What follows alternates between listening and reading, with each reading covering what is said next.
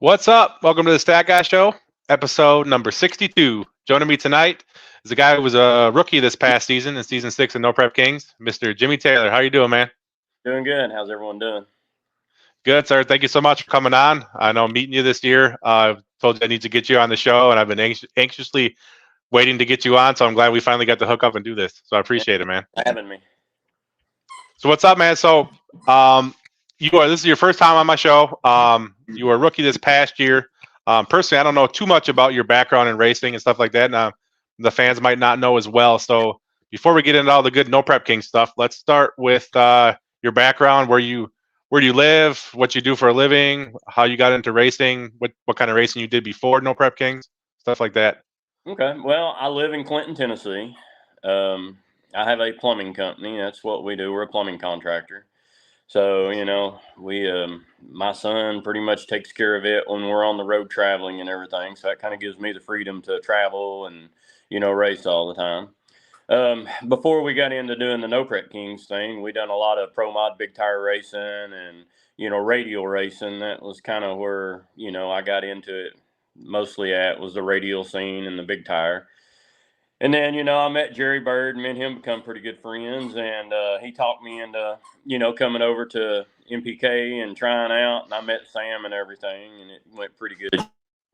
So we went and run the futures for, 4 or 5 races. And, they pulled me in, and I've loved it. I mean, I had a blast last year. We really did. Yeah, let's talk about that timeline. So you decided to do No Prep Kings. Were you ready to go for the very first race at the beginning of the season, or what was the talk with Sam? No, honestly, we started building a steel roof and quarters car for another class, and I had kind of got blackballed. We've got a car called the Warbird, and they'd ask us to run a race, and we run it, and then we won, and then they kind of blackballed me and wouldn't let me come back and race it, and so we decided, hey, all right, we'll play that game. So we decided we were going to build a badass, steel roof and quarters car that would meet the class. And then, Jerry had found out that we were building it and everything. And he's like, man, you got a car that's going to qualify, for the MPK. Why don't you come and race with us? I said, well, I'd love to. I said, but my car isn't Harley ready. And this was when they were in Ohio. And he's like, well, come up here to Ohio, hang out with me and help me. I introduce you to Sam. So we went up there and I met Sam and everything, talked to Sam, and it was awesome, And, Sam's a really good guy. I like Sam. And, I just told him about, how I thought that MPK and stuff is really what's brought drag racing back. I mean, drag racing was really a dying thing until, Street Outlaws and MPK come back around. And I mean, it's just been huge for drag racing what, Street Outlaws and MPK have done for drag racing. So, Sam was all on board, told me to come and, do the future. So we went back home, got our car ready, went to Virginia, never even sat in the car before, fired the car up. The second 330 hit I made, we lost it, hit the wall. So we put it back together, fiberglass the hood and everything back, and pulled a few bars around, fixed the tire. So we made a few more hits at a track we were testing at in North Carolina. So we loaded up and went to Virginia to show up at the race. Showed up at the race. So we're grudging Page first round. I let go of the button. The car runs out about 150 feet, makes a hard right, hits the wall again. So now I've, done the number on it this time. It smashed the headers in and everything, broke a wheel. So we took it back home, got it fixed. We missed the very next race, which was Brainerd. And then we came back, had it ready for Bowling Green. And then we ran every race from Bowling Green on. So we run, I think, four more races. And when we were in Tulsa, they invited me into the Invitational. And then we didn't make it onto the show, because we had to race our way in. So we didn't make it. And then the very next race was Firebird. And then that's where we started making the show. And then I think we made the next we missed 2 out of the next 9. So we made it on 7 episodes, I think. Yeah, it was according to the stats I had. Yeah, Idaho was your first invitational that you qualified for. Yes. How was it doing the futures? Like you said, the first couple times out, you had some accidents, and how was it trying to do that, and at the same time knowing that you needed to get signed by a team so you could get into the Invitational. Well, I had never even been in a no prep car before in my life on big tires like that. I've run some small tire no prep stuff and that kind of stuff on the streets and stuff like that, but I'd never run a no prep car to that magnitude. So it took me a lot. It was a big learning curve. There's a huge difference between radial racing and pro mod racing than there is running on MPK. I mean, everybody thinks that they prep the tracks, but they don't. There's no prep on the track. When you get there, they never only they had that time where they seen somebody spraying something on the track, but it was where farm truck had oiled the track down the whole length with that bus that time. But that's the only thing they've ever done. I mean, I've never seen them ever spray the track one time other than the shutdown area where we shut down. But I mean, it's just a huge difference. I mean, when you get to 330 on, it's like on ice. That car is moving around, and at 200 mile an hour, it's moving around a lot. You're just excited to see that mile an hour cone to get the shoot out. So, right, for sure. But I mean, I've adjusted pretty quick to it, I think, and when we got there and started running there, we didn't make it into that, and then we went ahead and when we was in Tulsa, we got into the Big Tire Outlaw race, and me and Paige and I can't remember who it was, but there was one other one. They run out of time, but there was three of us that made it down to the final three. So we didn't get to finish the race, and they paid us out, and then. I think Firebird was our next race in Idaho, and we made it into the Invitational on it. So so you had to feel some sort of relief to finally get into the Invitational in Idaho. To be honest with you, man, there is a lot more stress on us trying to race your way in than there ever is actually being in the Invitational and actually racing on it. I mean, the stress is just crazy how stressed we are trying to race our way in. I mean, you just got to play it so safe because you don't want to kick the tires and lose, but you got to have enough power in it to make sure you're going to make it onto it. And I mean, in this league there is no ducks. I mean, there's very few ducks in MPK. I mean, pretty much everybody there is a fast car, and you got to bring it or your ass is going home. Right. Yeah, I was going to ask you. I figured the race your way in had to be more nerve-wracking just because, so you made it in the Invitational in Idaho, but you knew pretty much no matter what you did in the Invitational, the next race, based on points, you were probably going to have to race your way in again, and just keep that up until you rack up enough points to be above that cutoff line. Man, that had to be nerve-wracking every race. I had to race my way in on every one of them that I got in. At the very last race, if Arizona had been a points race, I wouldn't have had to race my way in. I mean, all the way to the daggum last one, and then I would have made my way in if we hadn't had to. But it was a qualifying race, so everybody raced in it. So but definitely, it's been a big learning experience for me. It really has. I've learned a lot. I mean, it's definitely made me a better driver driving on that type of surface. I mean, even in big tire and radial cars, we have 4 cars that we race, and it's really helped me. I mean, people doesn't realize how hard it is to run an MPK. I mean, I get all these people on my Facebook page telling me it's prepped and that it ain't really slick and all that, but they don't have a clue. So I just respond, hey, anybody can enter Big Tire Outlaw? Come try it. Right. So So in that short period, so basically you made 6 invitational races on the season. You actually finished 29th in points, which was pretty good for only being in 6 races. Basically, you went to the second round almost every time of the invitationals.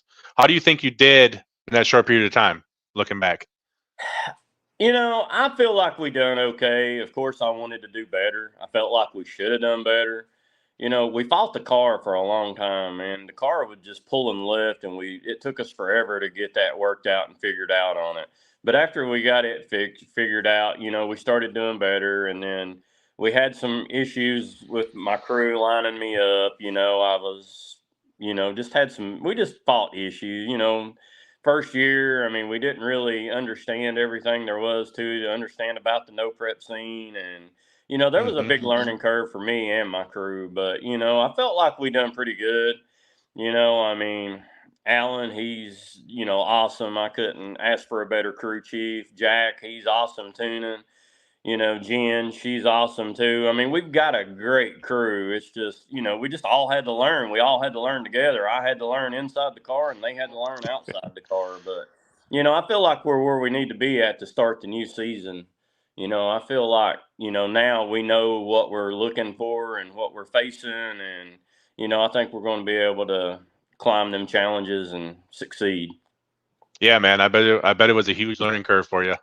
Just how no prep king circuit goes, and you were enjoying the time where there was like 9 races in a row or something like that. You had done that Yeah. whole stretch, so that's like the biggest out of all the drag racing circuits and everything like that. The no prep king sets itself apart by having so many races in a row. That's like a whole nother challenge, honestly, compared to We the run other series. we run 9 weeks back to back to back to back, and that was rough. It really was traveling, and like one of them, we even went from Las Vegas to Ohio from one weekend to the next.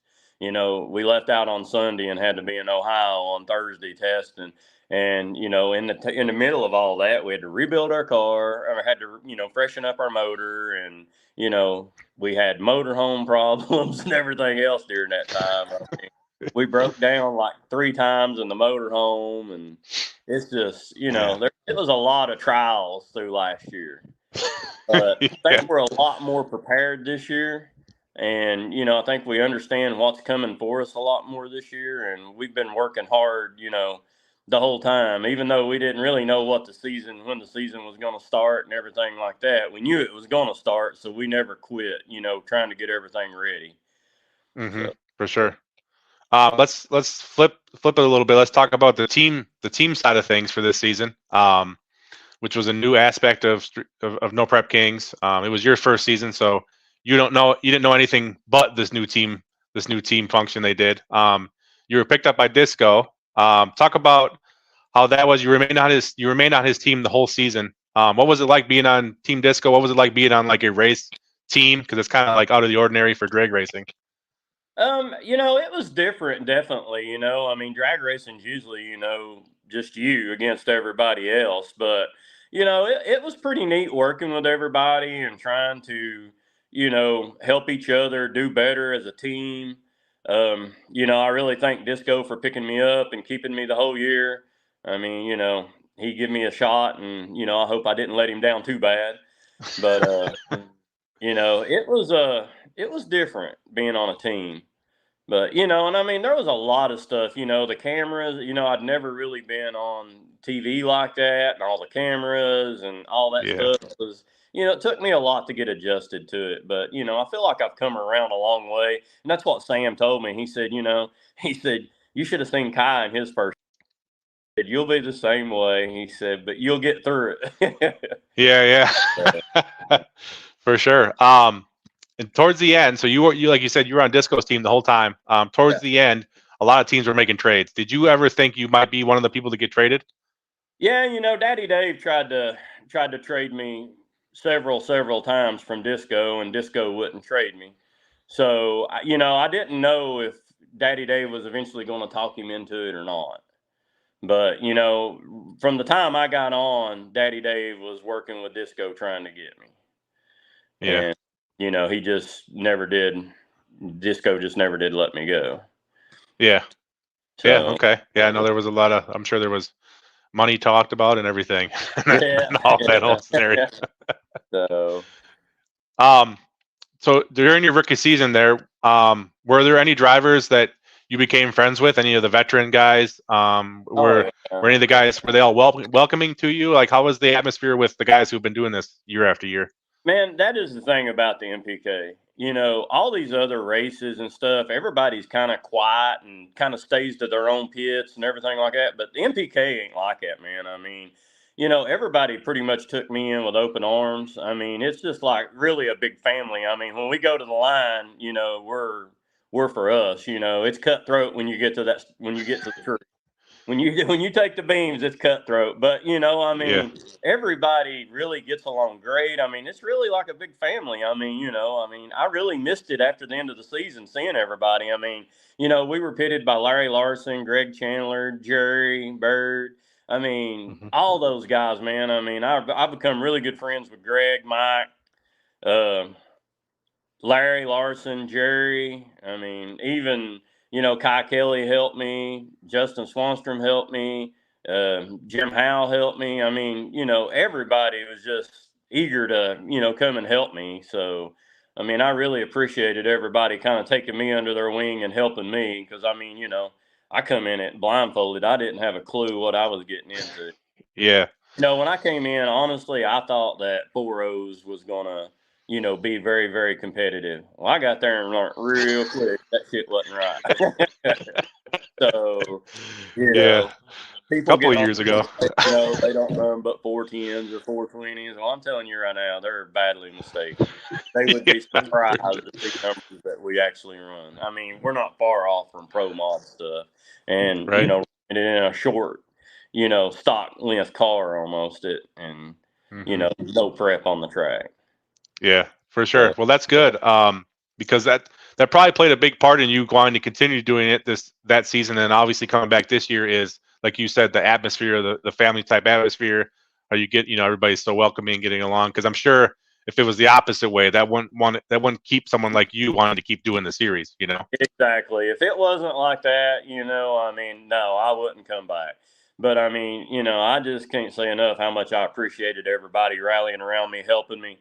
I mean, Jen, Claire, Sam, everybody was just so awesome to work with. The producer, Yeah. the production guys and everything. I mean, it's just amazing when you're with all those same people every week, and we all kind of followed each other from track to track and tested in between and stuff like that.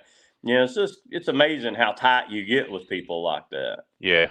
Definitely. I can relate to that for sure. Well, let's talk about this season, this upcoming season, Jimmy. So recently, Street Outlaws announced that they were going to do away with the teams. You having done the teams this past year, are you happy that they're going away from teams and it's going to be every man for themselves this season? Um, I really am because I mean it kind of lets me determine my own fate. I don't have to worry about, and Disco done me great, man. He really did. I Hmm. mean, he never pulled me, he never set me, he never traded me or anything. And I really appreciate Disco, taking me and having faith in me and leaving me in there and stuff. But, I kind of like not having the teams too because it's, you kind of write your own destiny at that point. So Yeah, I'm looking forward to it not being teams this year. yeah. I think you and a lot of everybody else pretty much is looking forward to getting back to the individual, how it used to be. Yeah. Um, let's get into what you're driving this year. So I got a picture here. This was your car. For those that don't know, this is what you drove last year. There's your Yes. Camaro Pro Charged. What is the status of that Camaro? Is it still Pro Charged? And are you possibly building another car with maybe a different combination? Talk about what you're going to be racing this season. Well, we do still have the Camaro. We have done a lot of work to it in the off season. We've abandoned the Pro Charger. Extreme Race Okay. Engines had hooked me up with screw blowers and two more motors for the car, and we're going to put a screw blower and run 98% overdrive in it this year. And Nice. I'm looking forward to that. The reason we kind of got away from that is because we'd heard that they were going to throw 100 pound on the 136 Pro Chargers, and that's what Hmm. we ran. So a lot of people have problems with the 140 Pro Chargers braking. So we didn't really want to go to a 140. And, we didn't want to be outgunned running a 146 and them throwing weight on us. So we went to the screw Yeah. blower thinking that we would, have a little bit of upper hand. Okay. And that wrap? Are you going to do that? Is it going to be wrapped like that again for this year? Is it Yeah. going to have different We're different leaving. wrap? We rewrapped that car the same color. Oh, okay. Nice. Yeah, we're gonna run that one more time in that one. And we built another car. We're actually going to haul 2 cars this year to the MPK. We built a 2020 Cadillac, and Okay. we're twin 88 millimeter turbos on it with another extreme engine. And, we're hoping that the tracks that are really good, we can run the turbo car on it. So, we're gonna be pulling a little more weight this year because we're gonna have 2 cars. But I think Yeah. it'll be an advantage if the tracks are, in the later part of the summer when the track warms up and stuff. And like Steele was really good, Texas was really good, Arizona was really good, Galat was really good. I think all them tracks that I could really go out and do a little better in a turbo car than I can the screw blower car. Okay. Now I But know it didn't seem like it was official release of the rules, but a couple of the drivers were talking about they got a text about some rules about the 136 getting 50 pounds added to it, screw blower being at 98, which we figured anyway. They didn't say anything about turbos or anything, but so that doesn't matter. Like that doesn't matter to you because I know Scott Taylor is also going turbos with his older car. Do you think is there an advantage for turbos for this year that wasn't there last year, maybe in the technology or something like that? well, I think the new E-gate has changed the game on turbos. Before Okay. turbo controlled the boost, at the exhaust. Now, with the E-gate, we can control it at the intake. So you can control your boost pressure. So you don't have to worry about, you can control your boost all the way through it. You can leave on low boost without having to, take the risk of it being so boosted up that you're kicking the tires right off the gate and stuff. So I think that Gotcha. E-gate is really going to play a big role in turbo life. Okay. Nice. And obviously with those rules, them adding the 50 pounds to the 136, do you think it's pretty even now? Do you think it's about as even as they're going to get as far as all the combinations go? My personal opinion on that, Chris, is no. I think that when they added the 50 pounds onto the 136, I think the screw blowers are going to have the advantage on it. I really do. I mean, I think that if they'd added the 50 pounds on it and left the screw blowers at 92%, that would have been pretty close. But Okay. with them letting the screw blowers go to 98%, I mean, that's why we went. Well, if they would have left it at 92 and not let us go to 98, we would have probably have stayed with Pro Charger. But Oh since they wow. let Okay. us go to 98%, you know, I think that the screw blowers are going to have a little bit of advantage. I think the only reason we didn't see it last year in the last race is they didn't announce it to the bitter end, and nobody really had a good fuel tune up for a 98%, screw. Yeah. So Okay. Yeah. I mean, that makes a lot of sense. It'll be it'll be interesting. I think, like you said, 2 years ago is when the screw blowers were at 98, and they were the big talk about that being the advantage. And it's just kind of funny that we're back to where we were from two yeah. years ago with 98. So I yeah, think it'll a be lot interesting. more people would be running screw blowers if they just wasn't so hard to get right now. I Oh, mean, really? Okay. screw blowers are really hard to get right now. Oh, wow. So. Who's got the surplus? I don't know on Person could that. make a lot of money. You know, Carl Stevens at Extreme Race Engines, he's the one that does all my engines and supplies me with all my stuff. So, I don't know if he has any laying around or not, but, you know, Yeah, now would be the time to sell them. yeah. That's Oh, funny. yeah. All Oh, right, yeah. cool, man. So, So 2 cars, 2 combinations. That seems to be slowly seems to be the way that some people are going. And do you think that's? I mean, do you think that's what it's going to take to really compete at the top and give you the best possible chance to win every I week? think that's going to give me the best advantage that I can possibly get is taking 2 cars and looking at the track and saying, which car are we unloading for this race? Are we Yeah, unloading the screw or are we unloading the turbo? If the track is iffy, like when we were at Michigan and a few of them other tracks, I, you know, I would not even attempt to try to take a turbo car down that track the way it was then because I mean it was so loose on the big end. It's dangerous. yeah, So I would not try to take the turbo car down it. But right. the screw blower I think is going to have the better advantage on that one.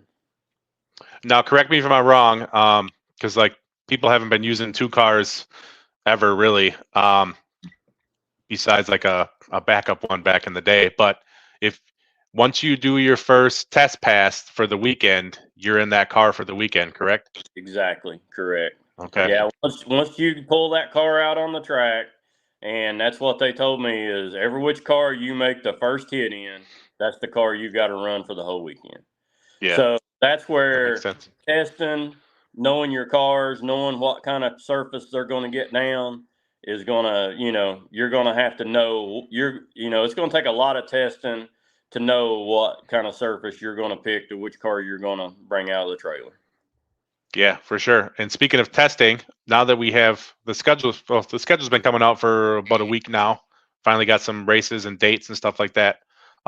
When you're gonna go testing soon? I'm guessing. When will you Yeah. have the turbo car ready to go? Both cars will be complete by the end of next week. Oh, So okay. we're going to take both cars to the track, and we plan on having to refresh them 2 or 3 times by the time race season starts. We're going to test and then test some more. So, Nice.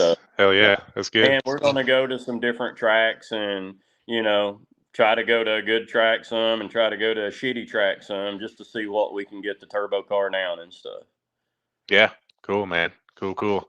And like I just said, the schedule started to come out about a week ago. So far, we've seen 12 races announced. 10 of them being in the first 12 weeks. So there's only in the first 10 races, only 2 weeks off that whole time. That would Yeah. actually be like the most races No Prep Kings has ever done in that period of time.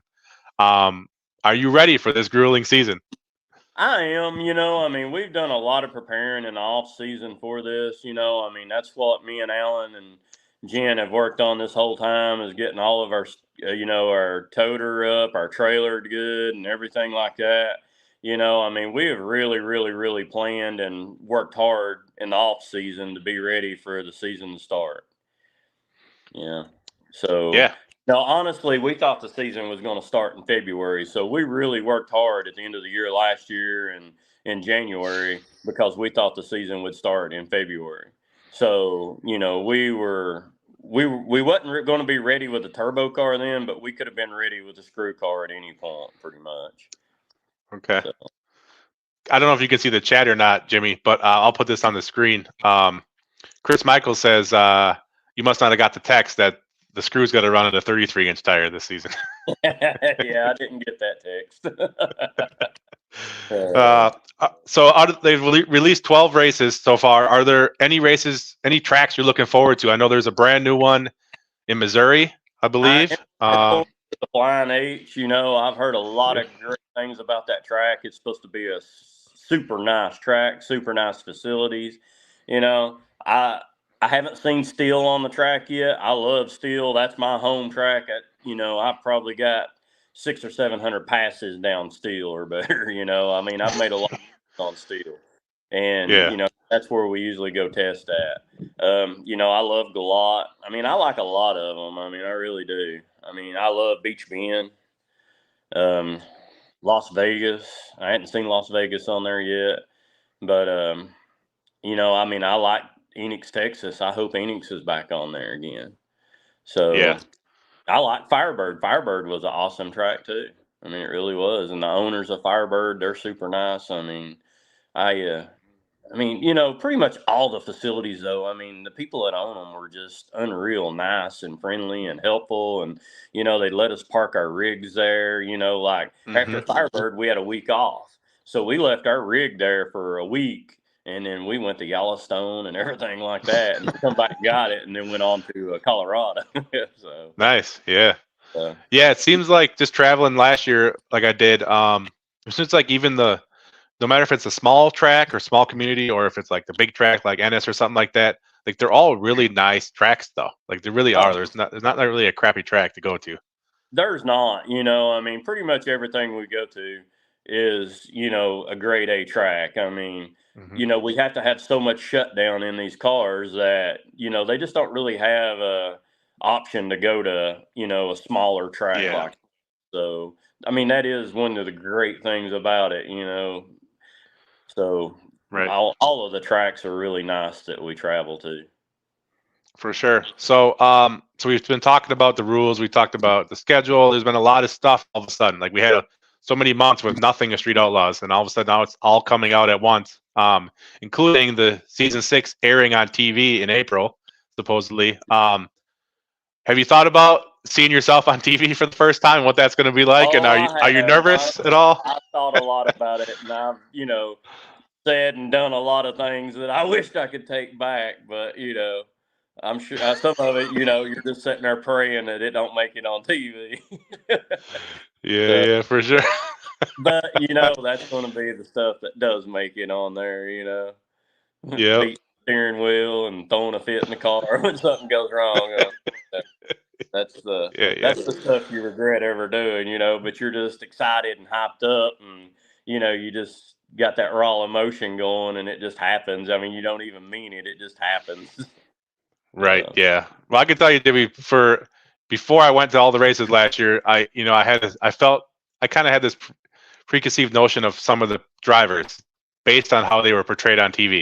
And I'll tell you, almost every dang one of them, if they were portrayed in any kind of bad light, meeting them and talking to the drivers, like it's just a character that they made you out to be on TV. Because for the most part, you guys are really nice people, and all the No Prep Kings is really full of a lot of really nice people. So yeah, it is. I mean, they do portray some of them to be bad guys, but I mean, they're just. I didn't really meet any bad people last year in MPK. I mean, I pretty much met everybody there except for maybe a couple. And every single one of them, I mean, was just so friendly. I mean, you could walk up in the pits at any time, walk in their trailer and talk to them or whatever. I mean, yeah.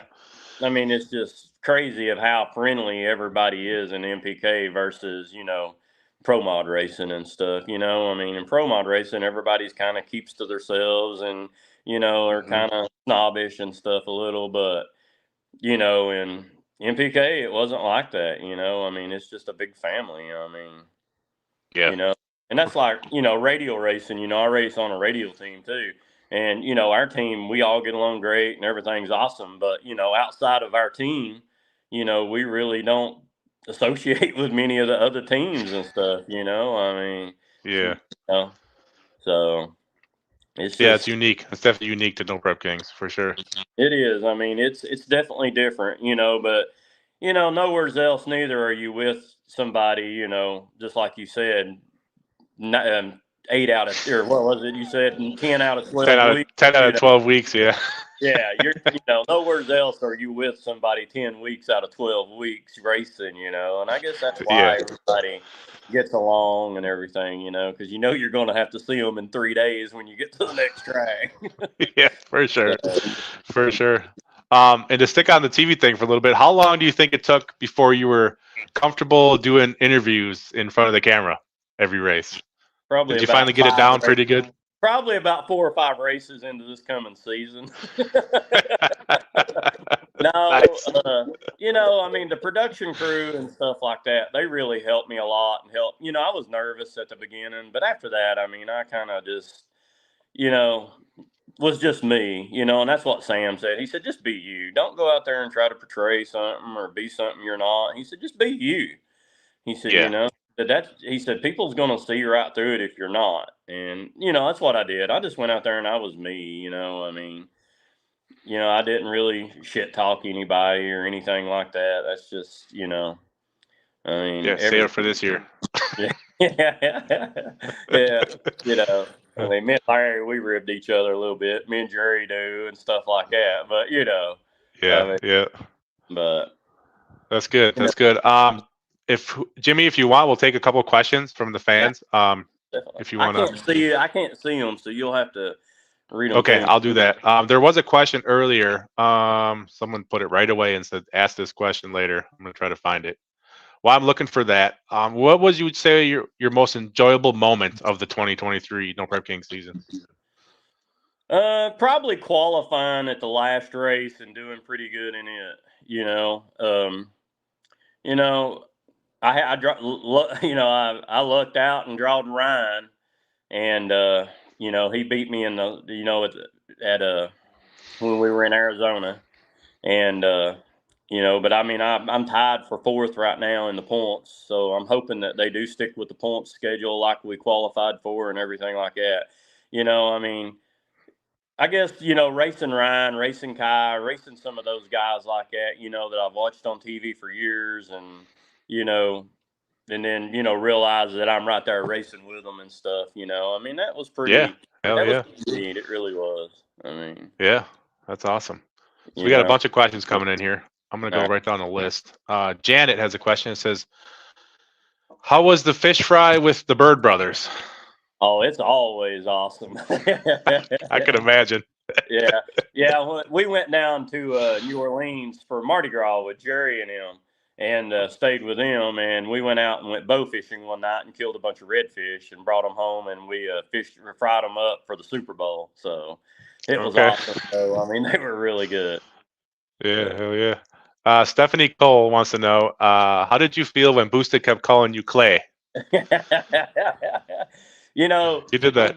Clay was a rookie this year too, and me and Clay are good friends, man. I mean, I think the world of Clay. We started pretty much about the same time and raced in the futures together, and it seemed like every single week when we were in the futures, we were racing against each other forever. And I mean, I think the world of Clay and him, or Clay and Stephanie both. Yeah. I thought it was funny. I mean, me and Clay had a running joke about it that we would call each other, the other person's name and stuff. So that was pretty funny though. But finally, we got Boosted trained on which one was which. Yeah. Josh Jones wants to know what your goals are for this season. My goals this year is to win a bunch of them. I mean, I would like to finish in the top 5 at least this year is my goal. I mean, I'll be honest. I'll be disappointed if I don't finish in at least the top 5. Yeah. So, Yeah, you set yourself up. A lot of time and a lot of money into our program, and anything less than that's going to be a disappointment.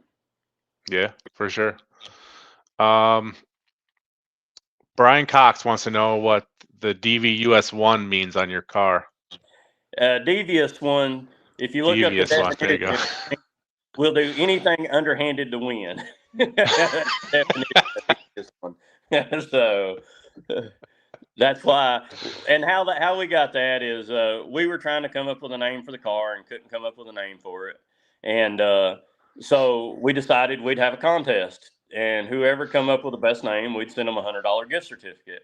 And they come up with that name, and we went with it and sent them a $100 gift certificate. So nice. That's funny. and we're trying to come up with a name for the new car too. So if anybody has any names, send us a message. Let us know what your ideas are. There you go.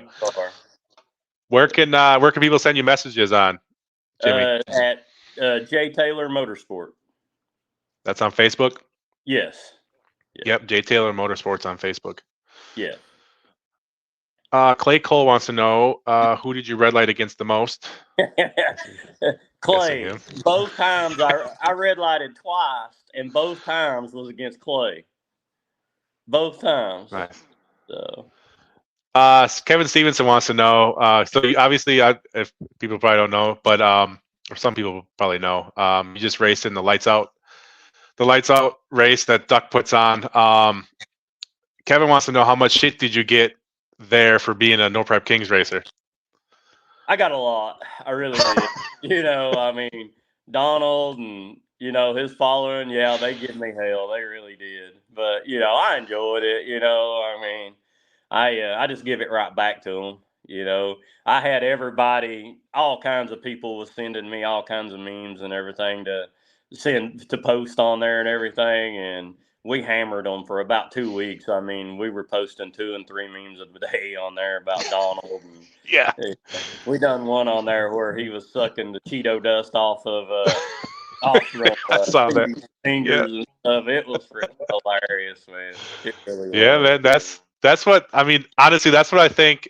Duck, Donald. He's the character himself, right? And so is Stevie. But that's what I think. That's why I think No Prep Kings is so, better in that aspect is, you know what I mean? Is you guys have the TV show, you have the characters, you have the shit talking, you know what I mean? The other racing series are kind of a little more like tight, a little more, uptight and serious. But so it was cool to see you guys get the momentum going for the race. You know what I mean? That was probably the most important part of it, I would say. Yeah, it was. And, I mean, Stevie, he's an awesome guy. And, he was giving it right back. And, we had a huge burnout there. I mean, I had never seen that many people on a starting line. When we done the burnout, I mean, I was worried that, I told Jack, the guy that tunes for me and stuff, I'm like, man, I'm worried. And he's like, just, if you hit them, you hit them. Right. So, we burned out. I mean, for the first 200 feet of the burnout was through people. I mean, on both sides of the car. It was a little nervous. I'm not used to that. Yeah, those if they're up there, I'm sure they've signed a waiver. So if you if you hit them, you hit them. I mean, it's you're not liable. You're the one in the car. That car could dead hook at any minute, and Oh, I know. Right left, and they ain't no way you can get out, and they ain't no way I can stop that car. But I'll tell you. I had a good time there, and Duck, he's a good guy. He's a heck of a promoter. I mean, he really is. Yeah. I tell you, Jimmy, standing up at the line like I do for most of the races, I'll pretty much stand up there the whole time. When like the 7.0s or like maybe some of the small tires that I don't really know that well, I usually don't stand too close to the line. I just step back just in case, because I'm like, I don't know who these guys are. I don't know how long they've been racing. I have no idea. Exactly. So I take a little step back. No but way I stand up there and let I mean, it's one thing to stand right at the front of the car, but when you're standing 100 feet from the car as they're burning out by you, and there's so many people, if something happens, you can't even get out of the way because there's people in your way that would stop you from being able to get over the wall or whatever. Yeah. So, for sure. It's wild. It really is. Jacob Brown wants to know which one of the drivers do you think will make the biggest jump from last year to this year? Besides yourself. Yeah, I hope me. I think Jerry's going to really do good this year. Jerry had a badass car last year. He really did. They just, he kind of struggled with me like he had the new car blues too. And him and Darrell just, struggled with it yesterday. But I mean, man, I have seen that car flat out make some passes. So I think Jerry is going to be a big contender this year. I really do. I think Clay's going to do good. Larry's building a new car. I think Larry's going to do good. Greg's changed up his power plant. I think he's going to do good. I mean, I think you're going to see several people move around in the field this year than what it was last year. Is that breaking news? Greg Chandler is going screw blower? No. I'm not saying he's going screw blower. He's just changing. He's changing. Oh, okay. Okay. Gotcha. So we'll do one more question I see here, Jimmy. Greg has a question that says, what impact will parts failures have on programs, especially for the first 10 out of 12 races? Well, I mean, most of us guys are pretty tied into our, people that supply us with engines and stuff. And, that's like my guy, Carl. I mean, I can call him and have 20 sets of pistons or whatever I need, in a moment's notice. And we all carry one or two motors in the car, in the trailer for the cars pretty much. So, I mean, parts failure really doesn't affect us as bad as what it does, some of the other people, because we're on the road. A lot of times we're never going home. So pretty much everything we own for that car is in them trailers, So, and, I mean, we can pretty much pick up the phone call and say, hey, we need this and that at the next track. And, Carl's great. He ships it right there for me, and he's got it, there waiting for me when I get to the track. So nice. But Cool. We have one comment from Chris Michael. He's been posting this. Says Jimmy has side bets with the midget country.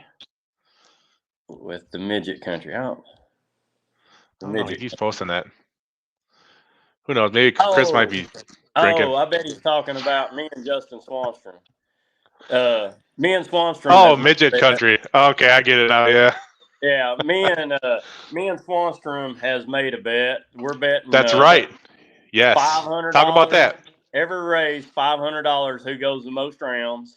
If we line up beside each other, $1,000, and then $1,500 at the end of the season. Whoever's finishes the highest in points. Wow. Nice. So who's going to keep track of that? You guys gonna be able to keep track of. That's a lot. That's a lot to keep track of right there. That's what stat guy's for. Yeah, I can already see Justin texting me every week. See, I would, because he's got that bet with like 3 people, right? So that's a lot. That's really a lot for him to keep track of. Oh yeah. Wow. Who else Nice. was it? Oh, it was me and Kai. Who was the other one? It was you and Kai. I don't remember now. I'm trying to think. Someone in the chat might know who is Swans from betting is. There was 3 drivers. Odom. Is that one? The other one? Odom. Okay. All right. There we go. Shout out to the track channel there. Well, cool, Jimmy. Hey, man. First off, I want to thank you so much for coming on the show tonight, buddy. I had a blast. It was fun talking to you. You were really nice this year. Every time I came and saw you and talked to you for a bit at the races. So I wish you the best of luck, sir. I will be at the first race to see how it's all going to go down this year. And check out both your cars. So I wish you the best of luck, man, and I'll see you then. Thank you for having me on. All right, sir. Have a good night. Thank you.